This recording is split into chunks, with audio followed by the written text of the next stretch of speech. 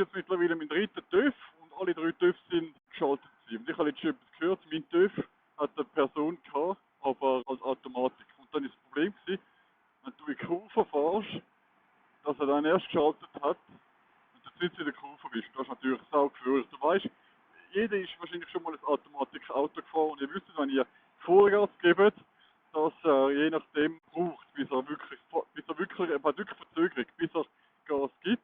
Und dann tut er vielleicht, also zuerst mal extrem lang und dann einmal schalten, zweimal schalten. Und beim TÜV ist das auch so, bei der Automatik TÜV, wenn er halt kein gutes Getriebe hat oder kein gute, wenn die Hersteller keine gute Automatik TÜV bauen. Und das könnte wirklich sachgefährlich sein. Also stell dir mal vor, du fährst in einer Kurve so, willst Gas geben und dann passiert zuerst mal nichts. Und nachher nicht dort voll, weil er dann abgeschaltet hat zum Beispiel. Weißt du, was ich meine? Oder, ja. Also saugefährlich. Könnt ihr mal probieren, Probefahren, vielleicht findet ihr das gut. Wir finden das gut, aber ich glaube, das könnte saugefährlich sein. Das könnte saugefährlich sein, meiner Meinung nach. Moin. So. Aber sonst schön, weißt du, es gibt so viele verschiedene TÜV-Kategorien. Ich finde, das ist.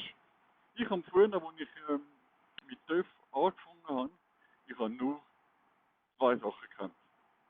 Sozusagen Trend-TÜV, da hat mein Auto eigentlich, dass mein Trend-TÜV ist, und Harley. Nein, und Harley und Dings, wie heißt es? Und Motocross. Die, also Harley ist ja